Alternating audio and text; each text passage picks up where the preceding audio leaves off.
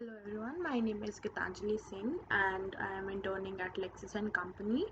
In the previous video, we discussed about what is plea bargaining, its Indian context, the advantages which is related to it, and the relevant case laws which did not support plea bargaining. In this video, we will talk about the types of plea bargaining, the disadvantages of it, the current situation of plea bargaining regarding COVID and how it affected and the conclusion of this plea bargaining. There are two types of plea bargaining. Number one, charge bargaining or the sentence bargaining. In bargaining, it is a bargain or promise between the prosecutor and defendant to deduct some of the charge brought against the defendant in exchange of the guilty acceptance. When the accused accepts for guilty that he has committed the wrong, then with the approval of prosecution there can be a charge bargaining, but it solely depends upon the will of the prosecution and the discretion of the prosecution. Prosecution may accept or neglect it. After the charge bargaining, the defendant will face specific charge. Now the second one is sentence bargaining. It is a promise by the prosecutor after acceptance of a guilty to recommend the court specific sentence or bargain sentence, or it can be done directly with the trial judge. For this purpose, accused must be informed about the sentence likely to be imposed in cases he does not accept his guilt, but if he does so, then the prosecutor demand for lesser sentence or favorable sentence instead what he was demanding earlier because of showing some sort of innocence regarding his guilt for saving the court's time. Of plea bargaining recognized in India are it mostly a threat has been given to the right of fair trial, and it involving police in plea bargaining process would invite coercion, that is forceful acceptance of the guilt or not, and involving the court in plea bargaining process the court can impartially impunge or call into question or dispute the truth.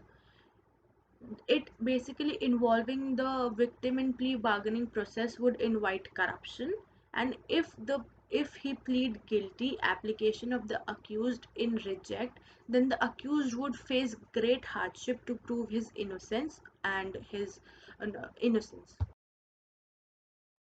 Basic requirements for plea bargaining is to ensure fair justice. Plea bargaining must encompass the following minimum requirements, that is, the hearing must take place in the court. The court must satisfy itself that the accused is pleading guilty knowingly and voluntarily, and no pressure or coercion has been forced upon him. Any court order rejecting a plea bargaining application must be kept confidential to prevent the prejudice to the accused and to prevent the corruption against the accused who has been pleading guilty in front of the court of law, the justice. Now, the procedure to be followed of plea bargaining in India is the plea bargaining process can be initiated only by the accused.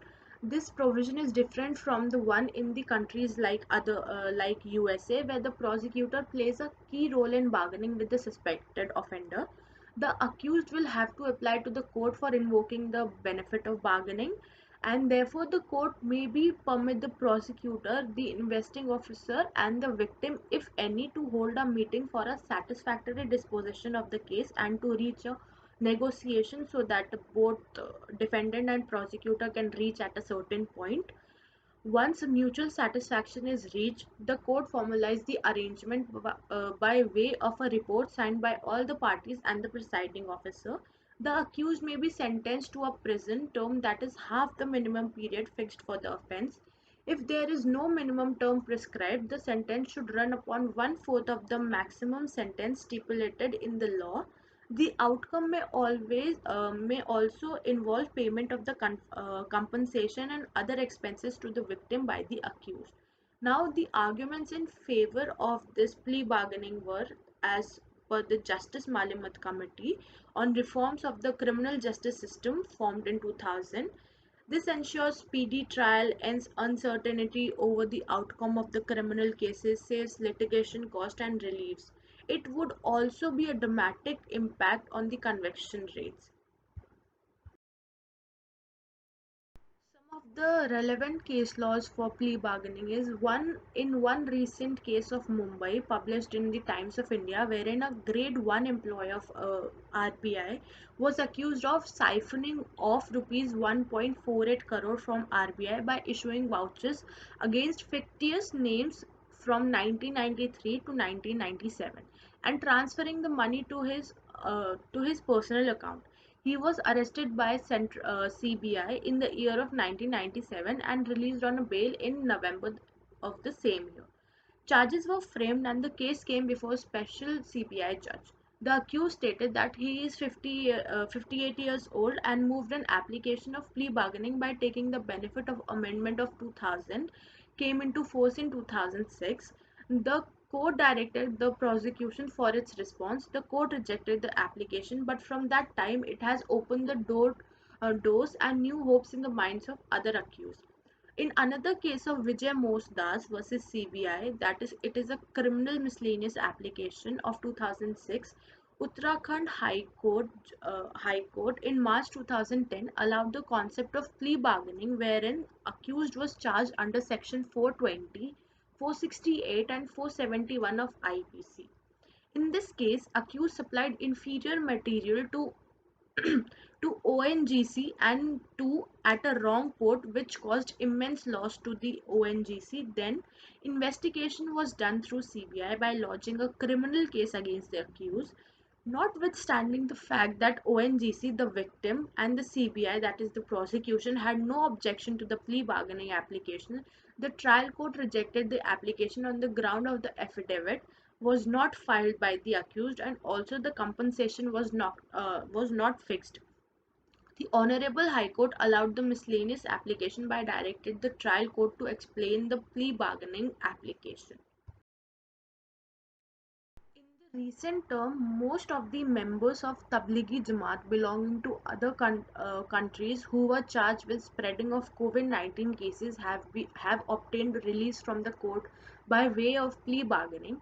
Most of them are walking freely after pleading guilty to minor offences and minor fines imposed by the court. So it was the that is in previous cases plea bargaining was not entertained by the court, but in the recent years many of the members of Tablighi Jamaat has been roaming freely after using plea bargaining. To sum up, while plea bargaining is a beneficial to the accused and the victim of a crime, enough safeguards are required to place to stop possible and abuse of this process. Plea bargaining is a pragmatic vision to overcome crowded criminal courts and prisons and is a potential way to improve the litigation efficiency and rationalize the judicial resources and infrastructure and expenses of the India. Also, according to the view of a judge of Delhi High Court, over the 3 crore cases are pending in Indian courts. Plea bargaining will solve cases involving petty offences and the courts will concentrate on more serious offences. Indian jails have capacity of 2.5 lakh prisoners, but there are more than 5 lakh prisoners behind the bar.